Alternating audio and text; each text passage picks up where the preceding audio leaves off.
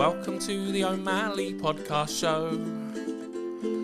What we will talk about, no one will know. So sit down and relax and learn some awesome facts. It's the Talk to O'Malley podcast show.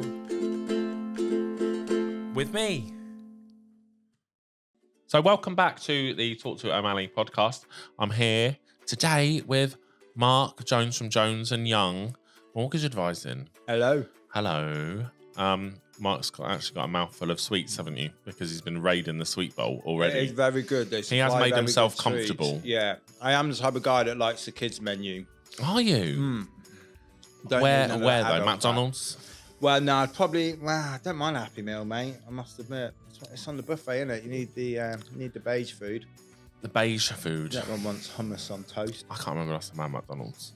I've been a bit... No, that's a lie. I had a... Come on, Tom, don't you lie. No, I did have McDonald's last week.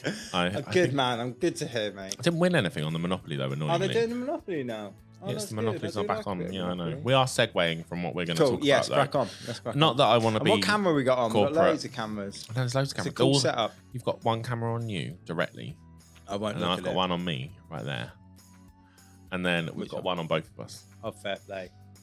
So we'll Wide be lens? talking, and then I think so. Good. It'll make you look a little bit fatter than you actually are. I mean, this is the most laughs we've had all day, but you know, so what? Well, let's crack anyway, on then. we are going to talk about mortgages. We'll try and make it well, interesting. our businesses are very similar, aren't they? So, Yeah. how did you get into mortgages? Why did you get into mortgages? I'll be absolutely honest with you. I used to work in hotels, and I used to do some stuff in hotels, and I used to see this dude just sat in reception. I just thought he had a cool job. And then one day I said to him, I was like, "Oh, what do you do?" And he was, "I'm a mortgage advisor." I thought that must be a cool life, just sitting in hotel lobbies. And that's where it started, really. Then I went and got qualified. Started to work at Lloyd's Bank, first of all, on their credit card department, get a bit of experience. And then I just thought, yeah, I'm going to be a mortgage advisor. That was it, really. And how long ago was that? Probably about 10, maybe 15 years ago now. Probably, so let's go in the middle, 13. So you were like 15 when you decided Exactly, mate. you wanted to be a mortgage advisor. Exactly. Yeah. I suppose it's a little bit like me, really. I got into insurance, or life insurance and protection, because someone said, "You'd be good at this," and that was 10 years ago. Yeah, I think when you got a gift of the gab, it helps, doesn't it? You can talk to anyone. Yeah.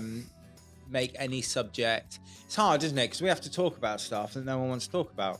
What So- stands you apart? Why do you get clients then? So what stands you apart from any other mortgage advisor? Because the reason I've invited you on is because obviously we're quite similar, and I like to think that that's why we get clients. I could be wrong, but Mate, I'll never know how I get clients, but I think what it is being down to earth. How many mortgage advisors do you meet that you just think dickhead? Or like, and mate, I used to work in brokers, and you've worked in brokers. I know I stay in contact with very few people I would speak to in those brokers, because eventually you wake up and you think, oh my God, you're a salesman. And you don't really want to be that salesman, because everyone knows you sell insurance, I sell mortgages. If you don't sell insurance, you don't eat. If I don't sell a mortgage, you don't eat. But that's not the way to go about it, is it? And then eventually, I think for me, I started to get some morals actually from the big brokers. I started to think, actually, I don't want to operate like this. This isn't how I see myself leading my advice. no. I don't want to force insurance down someone's neck. I don't want to push them onto a product they don't really want just because it's fitting the script. And No, and we are bound by those. yeah, exactly. You know, that. we are bound by that by the FCA. So, Yeah, and it's you trying know, to get that line, isn't it? Because our responsibility is to make sure the customer is in the best position they can be in. And that involves insurance. You can't hide that at the end of the day. If you've got a big debt over your head, the last thing you want to do is leave that to your family if anything happened to you. Or, and as you know, you're more likely to get a serious illness than you are to die. Yeah, exactly. And that's the type of thing I got a bit fed up with, I think. I remember I was at in fact, I will name them because it's a fucking shit network, Open Work, and we're in their big conference, and their protection guy stands up and he says, "Oh, we need to sell more critical illness." And you're like, "Mate, why are you selling more critical illness? We need to educate people about income protection." And they're like, "No, the customer wants lump sums." I then got to an age where I'd look at that and think, God, if I gave my wife £500,000 or £1 million, she wouldn't know what to do with £1 million anyway. So an income protection policy is so much better because it would cover our bills. We're not trying to win the lottery with insurance. No. We're And it's nothing about that. And I think yeah. that's a common misconception. People go, oh, yeah, well, I've got $1 million. But it's like a bragging, right? Yeah, and then you've got to try and turn that £1 million into an income anyway. So then you might as well take income protection. They're going to be dead, aren't they? Oh, and if they're dead, then that's another story, isn't it? Exactly. So that's when I started to understand that I looked at finance different. And now I think my customers can see, or clients can see, that we look at finance different. I mean, a lot of our business comes from, I spoke to this other mortgage advisor. He suggested this, but my mate said to speak to you.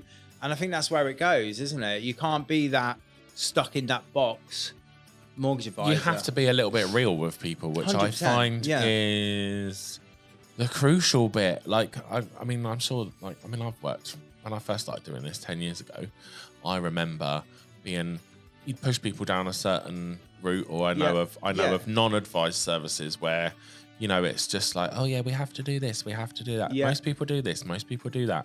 And they don't care. No. There's no actual thought behind it. And they're treating like life insurance, which, and protection as a, you know, it's kind of a key thing that people think about, but it sort of devalues it and it puts it like in the same of car insurance where you just do it online. Yeah. And everyone's going to do this. And you know, how many people come to you and go, can't I just do my mortgage online?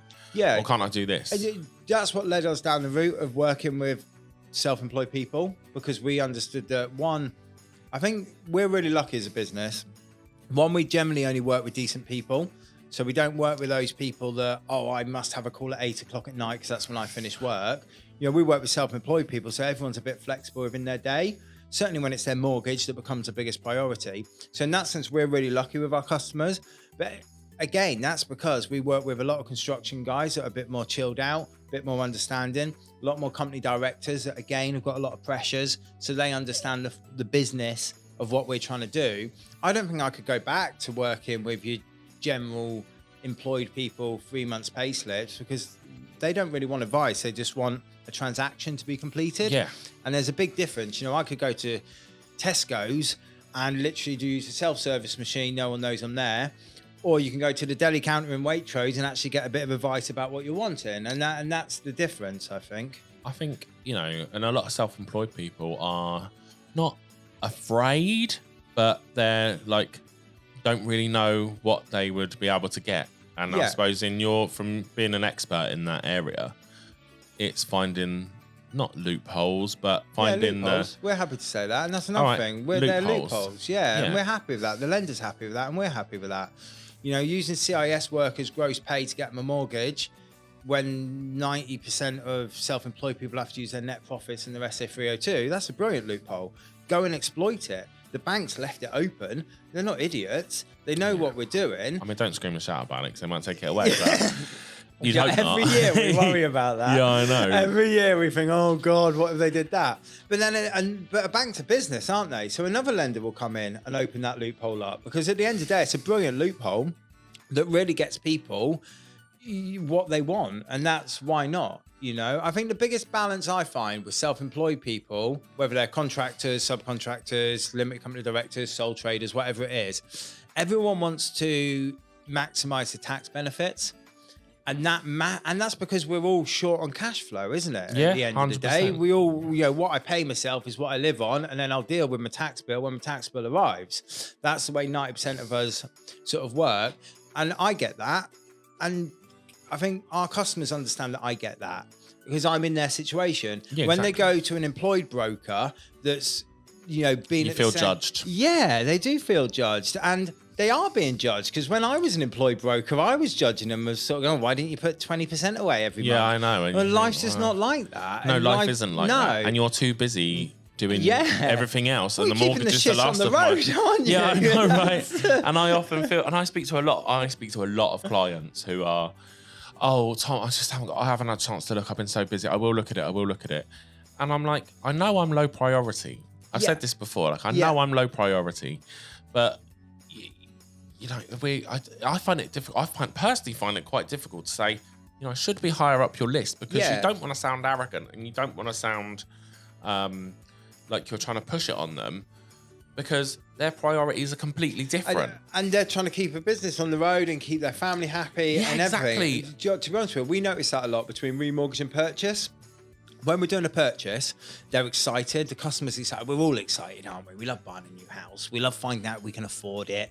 And we find that, when we're doing a purchase, we are on the top of that list because that is their biggest priority at that time, is to get a house and to get their family into there. When it's a remortgage, exactly that. We fall down that list because the bigger priorities. It's trying to, I don't know. It's a funny one, isn't it? We're quite chilled out in our company. We do very little chasing, which I'm sure there'll be salespeople that will tell us we're terrible for that. But that's how we like to work as a company, because at the end of the day, you would let us know if you need us. So, do you know what I mean? I suppose we give the client a bit of that break on that side. We're not going to bombard you. But I could think of 2 or 3 clients off my head. Certainly on remortgage. Mark will get those documents next week. Mark, it's the weekend. Yeah, I know, right? On Monday. I know. I've got clients that I've had for over a year, and I think, like, I am trying to help you, and like, you just want to be. You don't want to be that. Like, it's not, don't. And you've got other people, but you also don't want to. I don't want to leave them hanging because they might want to sort it, and you never know where you quite stand. No, but they know where you are. That's my attitude and that's a lot of my last email to people. And I would probably do better to adopt that. Yeah, I think sometimes you become an annoyance, but you just want to say to them, I don't want to become an annoyance. Yeah, it's different, isn't it, though? You're talking insurance, I'm talking mortgages. At the end of the day, if you don't get your remortgage, you're getting money, I'm taking their money. Yeah, and not only that, though, if you don't sort your remortgage in time, it's not the end of the world. If someone dies and they should have done it last week, well, that's massive. But most people want to sort their remortgage out because they don't want to pay an increased mortgage. That is very true. They're key, or they want to borrow additional money. Yeah, I mean, what's the trend like in mortgages in the last, I worked for a mortgage company for 5 years, so I know where it went, but I mean, I've been out of it for 2 years now. Yeah. What's the trend? What's changed? Yeah, a lot's changed, certainly in the last 5 years. When did Liz Truss come in? Oh, it must have been 2023, I think. Right, so there we go. So that's a massive. So yeah, I think the biggest change is since she come in, but it was there anyway, wasn't it? COVID rates spiked a little bit, then come back down. I think the bottom line is we were in an artificial period of time on low interest rates, not the fact that now's the abnormal time. I've spoken to a lot of brokers, and they said the way you need to look at it is that you were reaping the benefits of having a low rate. Yeah, and do you know what fucks me off there? How many brokers go, oh, you should have overpaid? And my answer is, well, did you overpay? Yeah, probably not. No one. And do I take my own advice? Probably not. No. I mean, we're like builders. We're the last people to take our own advice. Yeah, exactly. I wish I overpaid. But it was in the good times, wasn't it? Yeah, of course. Just before, probably like a month before COVID, I was sorting a deal. In fact, no, it was probably probably just after the first lockdown, actually. I was sorting out a mortgage for a guy, and I was like, mate, what do you want? Sort of 2 years, 5 year fix. I was like, mate, I'm a fan of 5 years. I just like to know where I am and stuff. And he was like, no, I'm 2 years. I was like, oh, you plan on selling in a couple of years? He's like, no, mate, I just like to take 2 years every year, because what's the point in taking 5? He saved himself about 20, 30 quid a month to take the 2 year. But now he's cost himself hundreds. Do you know what I mean? And he said at the time, he's like, mate, it's not like anything's going to change, is it? And you know what? For a split second, I thought to myself, I know. How long would you want a locking 1.7% rate? Yeah. And now you can't even get that anywhere. And now you would take a 10-year fix, wouldn't you? Yeah, and then you just port it. Well, we knew people that took 10-year rates at that point. I've got a few clients that did really well. But then I didn't. I could have took a 10-year fix. I understand the landscape, but I didn't, because then 10 years feels a really long time, doesn't it? But with hindsight, I know I would have snapped your hand off. So, but people's situations are different. Like, I mean, my situation is, I've been separated for 8 years, right? And I'm doing the nice thing and paying the mortgage and making sure everyone's looked after. But I'm doing myself out of moving on with my life, and it's tough. I mean, but like, we took another 5-year fixed rate. Like, probably 4 years, gets up for renewal next year, I think. But it's been a godsend. But I'm dreading when it comes in next year, because I've got to live 2 lives. Yeah, but you don't hear many mortgage advisors talking about this and in that exact scenario. And I think this is why we generally do a lot of people that want extra money or they're buying a new house. So the bottom line is, a mortgage lender has to give you a mortgage rate. Once they've approved you once, they have to give you. So if you're with a NatWest, a Santander, a Nationwide are really good for this. You don't need to go back into the open market. If there's no material changes, so we call that like changing the term, changing the borrowing amount, changing names on the mortgage, just go back to your current lender. And I think a lot of people, and I hear this a lot, and they speak to me a lot, they're stressing that, oh my God, in 2 years' time, I've got this. Or I hear a lot is, I've just gone self-employed and in 2 years, my mortgage is up. I got it when I was employed. What am I going to do? And the answer is just go back to your current lender. Do nothing. Yeah, I know, do right? Nothing. Does your lender will write to you? They'll offer you a few rates and take one of them. And in that scenario, take a 5-year fix. Do you think people cause themselves unnecessary stress? Yeah, because the industry's geared that way, isn't it? The industry's been geared to speak to someone at every remortgage. But at the end of the day, if you're with a Nationwide, a broker won't beat a Nationwide retention deal. I'll tell you that now. No. NatWest is very close to the line. Santander are getting better all the time. Santander's a bit different with the way they do their product transfers. But the bottom line is, if you've already got a mortgage now and you're with a high street lender, do you know what? 9 times out of 10, you're only going to save yourself 10, maybe £20 a month by going to a new broker to then find a new deal. It's not worth it. And I say stress. I say to clients all the time, how much is this stress worth? Is it worth £15 a month? And 9 times out of 10, the answer is no. I just need to deal with this problem I've got in front of me. So yeah, a lot of lenders and a lot of brokers don't talk about that, and I think that's really important. If you're self-employed or in your situation, just separated and stuff, just go back to your current lender. Don't muddy the water. And we worked, I think, in that situation, but it's just a mess. Like, I mean, the whole thing is, you know, it's just a bit of a mess. Well, life's shit, isn't it? Let's be honest. Yeah, because I'm like, again not taking my own advice, which is, you know, when I speak to a client and I'm like, have you got a will sorted? Have you got your income protection? Have you got this? And I'm doing it, and I'm thinking, I haven't even done it myself sometimes. But that's through problems that have arisen. So I understand. And I think, again, it comes down to making yourself understand, like empathizing with the client. Yeah. You know, it's been too late for me. Like, I mean, I should have sorted it 4 or 5 years ago. But again, you know, marriage breakup and whatever else is going on, it takes its toll on everybody. Yeah, it does, massively. And I then got ill, so I couldn't get income protection, couldn't get critical illness insurance.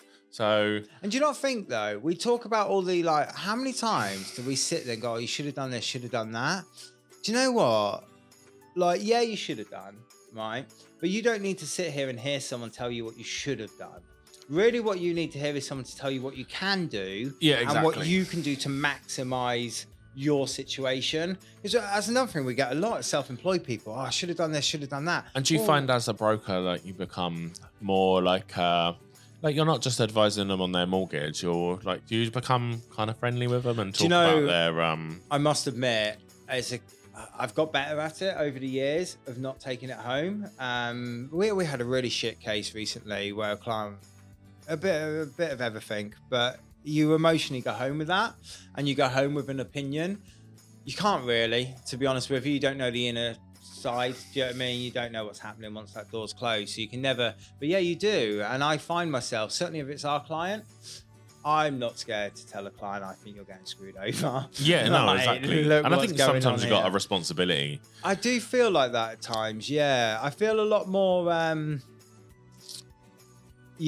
think you've got to be able to put it in a box at times, because you can't take everyone's problems home, and sometimes it's just not big enough. But yeah, occasionally we'll get a couple of things over our desk, and you look at it on that high level view and you think, what the hell, that shouldn't be going on. Yeah, exactly.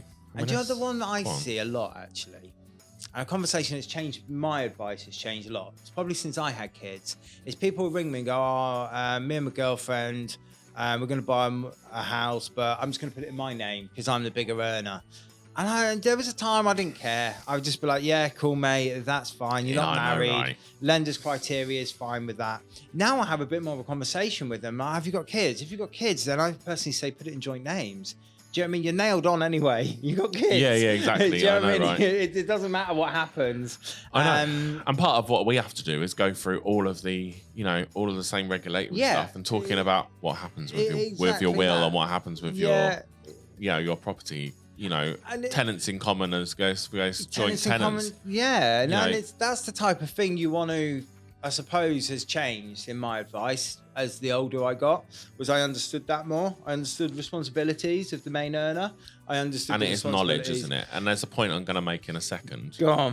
Well, I'll make it now. So, like for me, when I'm talking about life insurance and protection, like they always go, oh yeah, my mortgage advisor deals with that. And I'm thinking to myself, that I know so many mortgage advisors. They're shit at it. Yeah, well, it's they just don't understand because you're so focused on getting the mortgage. They know lots about the mortgage. Also, this is where we have our debate. You come into our company quite often. This is what we debate in our company. So like we go on socials, we go on podcasts. In fact, you introduced me as the mortgage expert. How the fuck can I be the mortgage expert and the protection expert? And I think that's where it becomes in our office. We call it like the double glazing salesman. You ask for a window before you know you've got a front door, you know, and the bottom line is you don't want to just be getting so. And I know some of the mortgage advisors that will start with the mortgage, do protection, move on to utility warehouse. And I think to myself, guys, it's taken me 10 years to really understand protection in its most deep vein. Yeah. I mean, because there's always something new or there's always some nuance within their thing. And then when I used to do purely personal protection, I remember, and you'd feel yourself saying, nah, you don't need to put it through your business because you just want to get that deal. Get the sale in, you would chase the premium because you know you had to. Yeah. Whereas now I'm like, no, yeah, you can do that, but this is the best way. You have to treat it more holistically, don't you? And that's the key. Do you not think that's a prime example, though, right? So we're a mortgage advisor, you're a protection advisor. We're trying to get the mortgage through. Okay, so 90% of our clients, or 99% of our clients are self-employed. So really 90%, 99% of our policies should be relevant life. How many times do you speak to someone that's got relevant life? You speak to more people that don't have relevant life as business owners than do. Massively, because they just don't understand how it works. But that's more than that. It's the mortgage advisor, because they're employed mortgage advisors. 90% of mortgage advisors are employed, so they don't understand relevant life themselves. They've just been told in some seminar that and it's not a authorized to tax-efficient sell it way. is the other thing. Yeah, that's it. And then on the flip side of that, how many accountants do you hear then go, oh, just put your insurance premiums through the business, that'll be fine? No, it's got to be a relevant life policy. Yeah, it has to be a relevant life policy. And that's because no one really knows about it. And that's why you need... But I think it's knowing about it. Yeah, it's knowing about it. And then it's having the... knowing how to do it. And I had Emily and Alan in from Yellow Tuxedo. And I'm like, I know how to do... I know I've got to do social media. Or I know I've got to do this SEO. Or I know I've got to do that. But actually knowing how to is completely different. Like you can quite sit and happily talk about protection, but actually when it came down to the element of 100%. Where do I put that, where would you put it? And that's and it's the same with mortgages. Like I mean, I know about mortgages because I had to do CMAP, but like, what do I actually? I've got no experience. I'm not a mortgage advisor, and that's where you earn your mustard as well, isn't it? Because I don't. So we can do protection in our office. We're qualified to do it. We do very basic level of protection. But then it comes to, I had cancer 3 years ago. Well, that's taking you out of 90% of the lenders, the protection providers, and that's the mainstream ones. So then where do you go? And that's the problem with it. You've got to go, when you've got to go that extra layer, and that's the same with self-employed mortgages. Once you've got to go that extra layer down, where do you go to? And then you're stumped, aren't you? And then my biggest fear is that you're then putting that with someone. And cancer's a bit different, but let's say someone's then doing motocross on the weekend. You've not asked them, right? It's not come up in general chit-chat. Do you do any dangerous activities? No. They don't look at it as being dangerous, by the way. Yeah, so always. Their answer is no. You then comes up in conversation, I was just at the track the other day. Well, if you read the application properly, it does actually say motocross on there. Yeah, and that's another thing, though, isn't it? Because unless you understand that, like I know every mortgage application like the back of my hand. I don't know protection like that. Yeah, when I hear someone say, "Oh, I'm a scaffolder or I work at heights," I know where I'm going to put it. Yeah, I know exactly. And you, like, when you're going through that conversation, and this is why you'd pick a broker. Like, I don't think I would want to go into a high street bank and just try and get a mortgage, because. Even when I was, and you worry. Whereas I think the benefit of going to a broker like you is that you're actually gonna work for me. Yeah. Okay, you might have to pay a fee, but it'll be built into my mortgage. It'll be built into everything else that I can do. And not but you're getting specialist advice and looked after. Yeah, but I think there's also a time, and I say this to my mates all the time. Like there's a time when you need a broker and there's a time when you don't need a broker. Yeah. So for example, if you're employed, 3 months pay slips, you're only going for 3 times income. Well, it doesn't matter what bank you walked into that day, they're probably going to be able to do it. Then on the flip side of that, it doesn't matter whether you walked into Halifax or walked into Barclays. The difference of those rates is probably only a tenner a month anyway, so that's cool. Yeah. So then, do you know what? Don't pay a broker a fee, because then you're then the idiot, aren't you? Because you're paying someone at something you're not getting back. For me, it's using a broker is when you need their specialist help. So you've tried to walk into your own branch and they've told you, no chance, mate, you need X, Y, Z. You know, and then you're going to that broker, because then you're getting that, because yes, you are paying a fee, but you're getting value for that fee, because before you couldn't have got a mortgage. You were under the impression that you couldn't get a mortgage. Yeah, exactly. So now you've paid that fee. How many times have you had that conversation where someone's gone in and gone, mate, I don't think I can do anything? 90% of phone calls start like that. How many times have I had a conversation with someone going, I tried Barclays, they said no, but then we've put it back with Barclays, because we just know how to present the income to Barclays. I know. We know the inner side of it.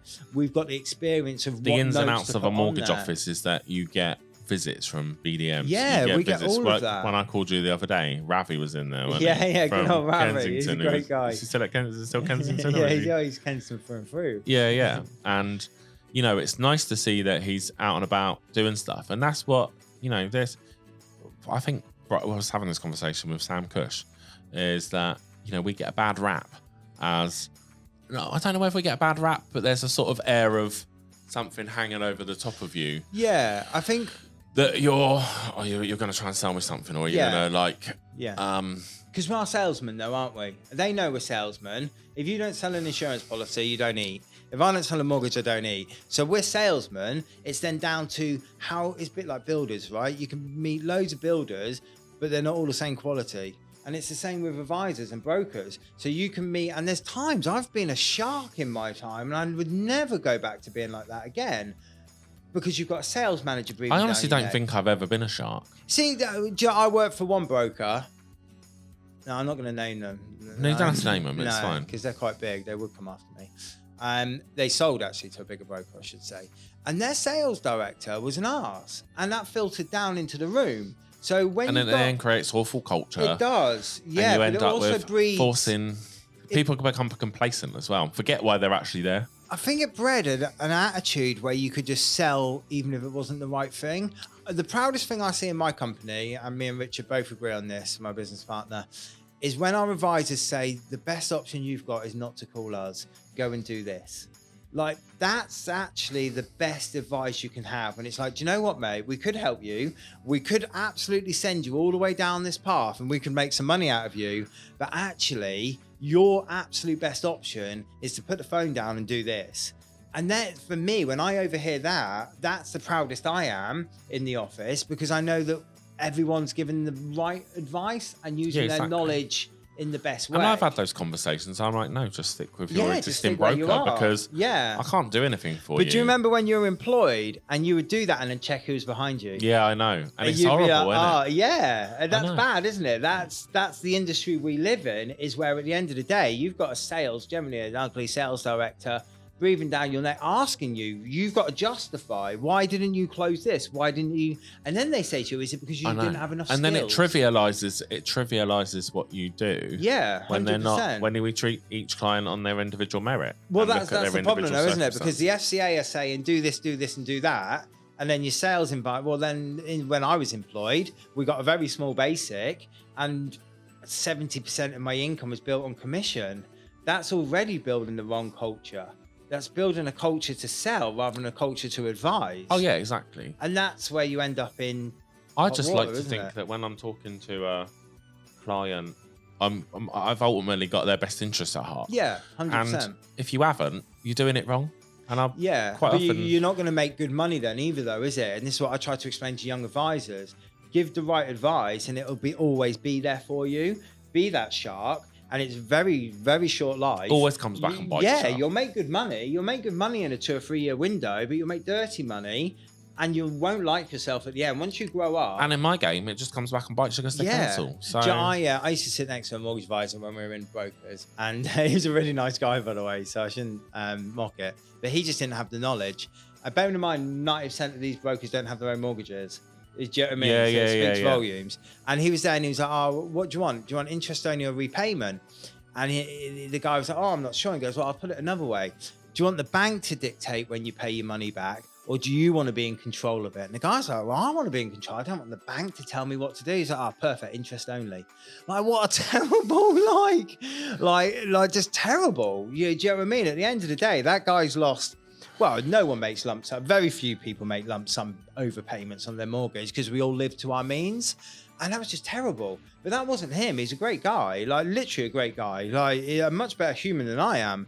And that wasn't through that was through naivety and lack of understanding rather than anything else. And that's the problem. When it's like, when you don't use your own products yourself and you don't understand it and you're not being in that circumstances, I know. You give terrible advice. I think when I first started in life insurance 10 years ago, I took myself back to being sold life insurance maybe like 3 years before when we got a mortgage. And I remember this broker going through everything with me in a bit of detail, but then putting it in such a way where I just felt pressured. I didn't feel like I was being actually advised. They'd use the scare tactics on you, and like I don't use the scare tactic sometimes use it to emphasize, but you use in the obvious question. So if I said to you, Mark, look, how long would you cope financially without your income coming in? How much savings have you got in your bank to keep yourselves afloat? Most people would say like, I don't know, a month. Yeah, and you and I both know they're lying. Yeah, well, it probably is a month. Yeah, most people got a month? Assuming they got paid at the beginning of the month. Yeah, but have they got a month? Probably not. No. But then you speak to business owners and they say like, 3 to 6 months. Yeah. And you're like, okay, that's fine. Yeah. But what's your fallback after that? And people just haven't got a clue. Whereas, like, I remember them saying, well, what would you do? But people push back, don't they? When it depends how you question it, I guess, with a client. Like, I try and just do it in a normal human way where you have to just. But it's not, because it's not question. You're just trying to fact find and find the right information. But do you not find this is the funny thing with financial services? There's times in your life when you need it, isn't there? So we buy insurance when we get our house. That's the first time we're introducing to insurance. Yeah, it's probably 100%. when we buy our first property. Yeah, or you have a child. Or you have a child, yeah. And you're almost shoehorned into getting the life, income protection, little bit of kick, right? That's the modern thing to do now. Yeah. But it's not until you get older though, and you need to understand the circumstances or the scare, because you need to scare them to a certain degree, don't you? So if you've got a kid and a mortgage and you've got no life insurance, well, you're a mug. That's my opinion. I'll caveat that. That's my opinion. Okay. Yeah, but let's be honest. You're a mug. Don't disagree. Right? Yeah. If you've got a mortgage and you've got people reliant on you, whether that's a girlfriend, a kid, in some circumstances it's family members, mum and dad, and you haven't got income protection to protect your income, well, then you're also a mug, aren't you? Because if you lose your job or you are too ill so you can't work, and it's not even that expensive at times compared to I think I spoke to, if you work in a dangerous job, like if you're working at heights or not heights, but if you're working on a more manual job, you're more likely to become sick or get injured and be off work. So you will pay more. But I think the best adage someone ever said to me about income protection is, you are a cash machine. Imagine you're a cash machine and it's producing £2,000 a month. It's producing £2,000 a month every month without fail. How much would you pay every month to make sure that never stopped paying £2,000 a month? But that's going to be different for everyone. But I remember saying, I don't know, £300, £400. Yeah, you would, wouldn't you? Yeah, because you guaranteed £1,600. We don't. So, and if you think my income protection policy is 50 quid, I think. Yeah, exactly. Yeah, I know. And you're and thinking, do you not flip that? If I rang you and said, "Oh, do you know what nice house you want?" It's not going to come in on budget. It's going to be 50 quid more expensive. Do you know, they don't batter an eyelid. No. Because it's the nice, shiny new house that it's going to build the image of the lifestyle and stuff. It's perspective, isn't it? Yeah, and I think I'm trying to... The thing is, in business protection, I think it's an education thing, and sort of talking to Sam about, it is an education thing where, as a director, like, you're going to pay yourself a typical salary of like £50,000, even if you're making more money, because it's just a tax threshold. Yep. You don't want to pay yourself anymore. And then you might take some in expenses and you might take certain bits wherever you're going to do it. But the way to look at you get no financial protection. You're not employed. you are employed by your business, but I mean, technically you're not employed. No, if it goes to pot, you're screwed, aren't you? It's you, but you've got no fallback. You might have savings to keep you going for like 3 to 6 months. You probably still got people working on you, but But if you're off sick, what happens to those people? Are they going to still want to work for you? Are they still going to work when you're not there? Yeah, 100%. And also as well, let's be honest, when you're talking about the insurances for a business, we all whack our car through there, right? Yeah. We all whack our car. Well, we don't just... No, but most people will put their car through their business. Yeah. They'll never put a shitty car through, do It's they? a perk. It's the perk of having a business, right? It is, so why not 100%. protect yourself? Use it to protect yourself. Exactly. So you can have relevant life insurance. So that's your life insurance through your business. It's paid for at your pre-tax profits, no tax, no national insurance, no corporation tax. So that's providing protection for your family. Then you got executive income protection. So this is a little bit of a plug and a bit of info. But why not? Yeah, go for it. Exactly. So educate me, mate. Executive income protection, right? So you can cover 80% of your director salary, dividends, national insurance contributions, and any pension contributions that you're making. So if you're paying 50 grand, paying yourself 50 grand, you're going to get about 3,300 a month. So that guaranteed that's paid to the business to pay that limited company to pay your salary. So that can be taken from as little as 1 month. So if you are on a tight, like finances are tight, take that from 1 month and that'll cover you for either 2 years or it'll cover you indefinitely until you retire. At probably 70 is the maximum age you can do it to. You can also do things like key person income protection. Now you in your business, like both you and your business partner. Yeah, Richard. I always forget his name. So unmemorable. Not like you. Call him Rich. He likes to be called Rich. Rich. Yeah, love it. Oh, okay, Rich. You're both key people within your business. So, like, what would happen if you're not there? Suddenly, the business takes a hit in its income. Yep. There's not so much money. You're still going to be expected to pay your 50-50 in that business. You're still going to expect to take your dividends, despite you not being actually working. Yeah. And people get a bit funny about it. And more than that, think about the pressure I'm then putting onto him and his family. So he's now having to do double the workload. Yeah, we have a good relationship, so he's going to want to care for me. Do you know what I mean? He's not going to go, right, let's fold this business, I'll start again. He's going to want to look after me. Yeah. But I'm redundant, basically. And it's costing the business, let's say it's costing the business like £10,000 a month in income. Yeah. So he's doubled his workload. Losing money. And losing money. So you can protect against that with key person income protection. Yeah. Or if you died or if you're critically ill. Do you know what I find funny though with businesses, since we're talking about insurance, is government tells us, because we've got to have public liability, right? No one wants to pay it, but we don't even bat an eyelid anymore, do we? We just know it's coming, so we do it. It's our mindset, isn't it? That's the thing, because when the government, car insurance is another one. I've probably never used my car insurance. I probably have, but do you know what I mean? At the end of the day, it's because we have to have it. We don't bat an eyelid. It's because the option's ours to have it or not. That's why it becomes a decision, because really it shouldn't be a decision. Every partner at home should be checking with their other partner that they're protecting. So that's another thing as well, isn't it? Right? So like, if I'm not insured, but say my wife is insured, so she's looking after me, but I'm not looking after her, because life insurance, for example, isn't designed for the benefit, No, exactly. I never understand why people, like, when I speak to people and they're married and they're in a separate policy and they go, oh, my wife's insured, I think. Yeah. I'm like, what? Yeah, well, that's good for you, mate. Got a mortgage together. Yeah, good for you. Like, okay, what fair happens? enough. Yeah. Do you know what, though? I'd see it a lot with millennials now. Is they'll be like, oh, I pay my wife, so she pays mine. And it's so, because I'm a smoker, right? Crazy. Yeah, that's crazy. But you're both paying for it anyway. Yeah. But back to what I was saying about, like, the key person stuff. I mean, essentially, you're protecting the business against those key, that loss. Yeah. I mean, you probably couldn't do without that, especially for, like, and you can have that. And that's like, generally quite cheap, especially in your roles. Yeah, 100, especially for a desk job. Yeah, exactly. I would be the other way. I think the stress it would cause not having it, to be honest. Yeah. To be absolutely honest with you, I wouldn't want to take on someone else's workload effectively. No, I would be paranoid. And I'm in, I'm in an unfortunate position that I can't get it, and I wouldn't want to be a burden on someone else. But actually, if you're 50-50 in a business, then it needs to have it. Yeah. Yeah. But then you've also got the other part of business protection, which people forget about, which is shareholder. Yeah. So like, you're 50-50 in your business and it will have a value over a certain period of time. Yeah.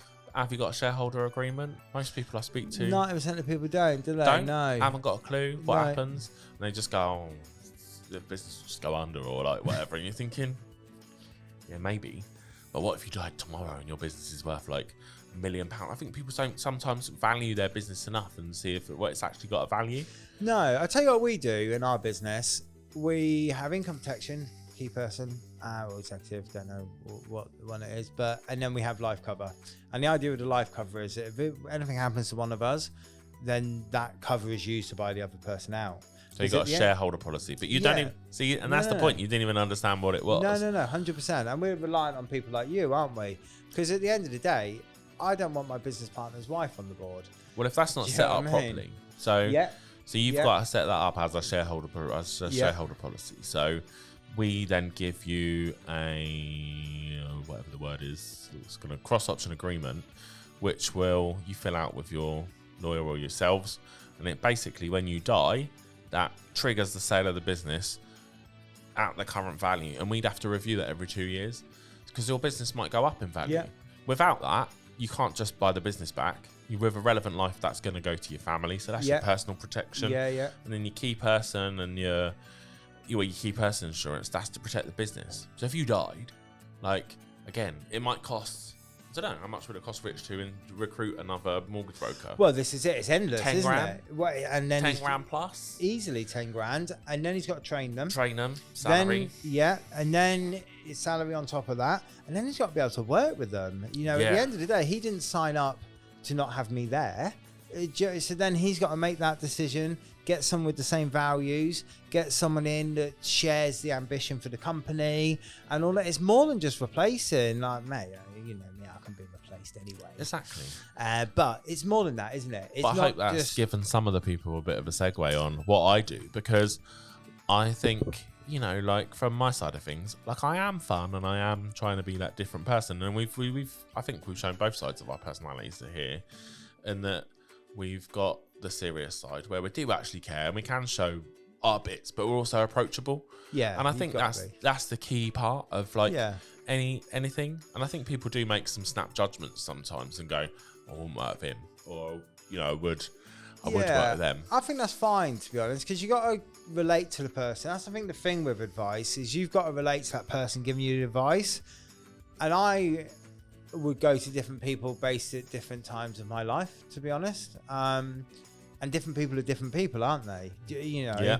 And that's fair enough. What I find funny is when you're going to the branded, you know, you've been sucked in on the brand of we're a big company, thinking that everyone in the company is going to have the same level of expertise. I think that's what I would always go, or I prefer to go to a smaller company, one-man band for personal stuff, because I think you then get the personal service.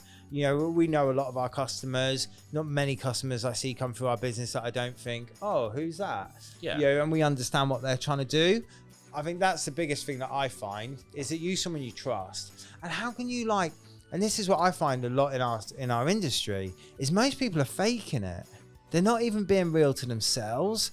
Like, surely they don't sit at home and, like, read through criteria. Do you know what I mean? Like, they're this machine. Like, it just can't be done. I think you've got to show personality to give the right advice. Someone's got to buy into you. I had this conversation earlier that I worry that I come across too, like, casual or too funny to not be taken seriously. And are people gonna? And I think someone said to me, I'd never buy life insurance from you, and because based on the fact that I do comedy, and I'm thinking, you for real?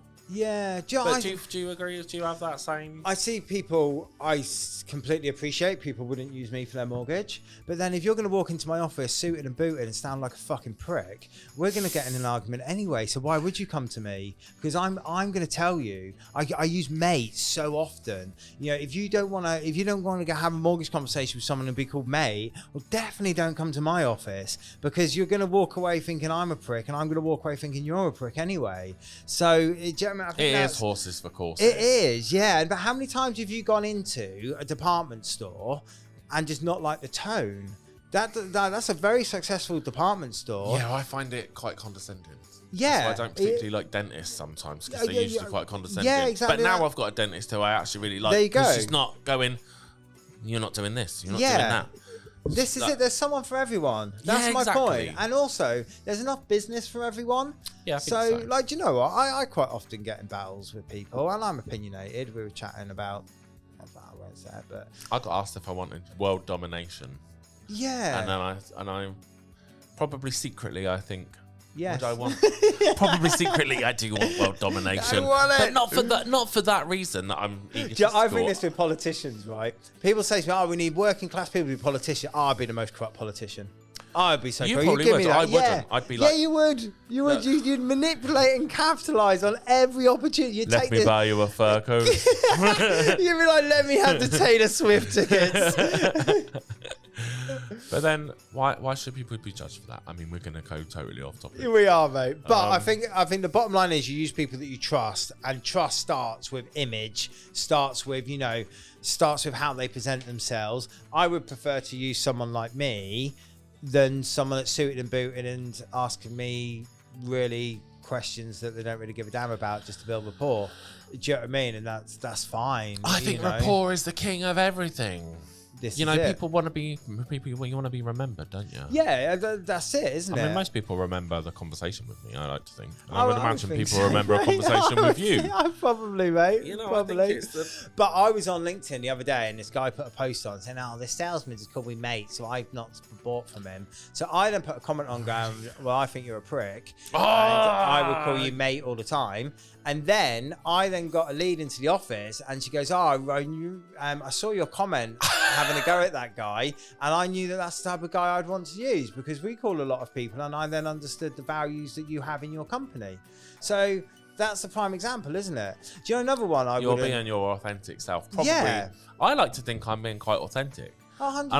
But I like to think I'm multifaceted. I probably have a very different tone in my voice than how I was talking perhaps with someone else. Yeah. But I don't really think that that's me being different. Or if I wanted a quiet mortgage advisor that's going to sit in the corner, why would I come to or an insurance provider, insurance broker? Why would I come to you? I'm coming to you because I want an opinion, right?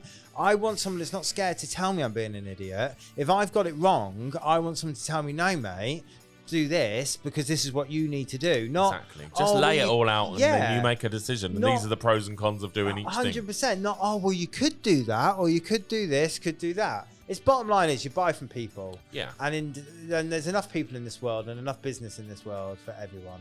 Exactly. That's my bottom line. Well, I think that's the wrap-up point at where we're going to sort of sit there, because we've kind of got to the end. Good. And that's where we sit. So I like to ask the same sort of questions, mainly so I can cut it up and stick it on TikTok, just to see if that's going to tag people in. But so I'm going to ask you a different question to what I've asked everybody else. Yeah. So it's about life insurance to an extent, or death, because we've been on that thing. So if you could choose how your story ends, what would the final scene look like? No drugs. Yeah. On here. Oh, I don't know, mate. I don't know. These are awful questions, aren't they? How would I like the final scene to end? I'd like to go out in a bang, I think, but not too big a bang. I wouldn't like to be an accident or anything. I'd like to be old when I die. So I'd like to be old. Yeah, I don't want in a plane crash. No, well, if I was really old, it wouldn't bother me. I don't know, mate. I don't know. It's like that's not very imaginative. I don't know. I'd like to go out with a bang. All right, how I'll that ask happens. You what I asked Sam Cush. What's one thing you want written on your cake or gravestone that sums you up? Oof.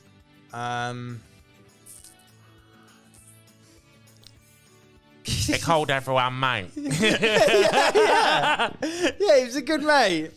That's what I'd want. He was a good guy. He was a good guy. And then the people would be like, oh, he wasn't a good guy to me. And then I'd like someone to go, no, because he thought you were a prick. Yeah. Because that is about, I treat people the way they treat me. So I think that's maybe what I'd want. Exactly. He treated people the way people treated him. Well, that's good. Well, thank you so much for coming in. I really appreciate it. It's been really fun. And there's been a reasonable amount of swearing in here. So yeah, I should have warned you. My bleep button is going to be going mad when I'm editing this. Did you have to bleep on TikTok? I think we'll just cut that bit out. Fair enough. Thanks anyway for coming in. That's really good. And tune in next time. So Thanks again, Mark. Thank you. From It's been a pleasure. Jones and Young Mortgage Solutions. What are you? Mortgage broker. Just Jones and Young. Just on Jones and Company's Young. House. Just Jones and Young. Look them up on LinkedIn. Mortgages. Definitely on LinkedIn. And follow us. Thank you. Bye bye. Thank you.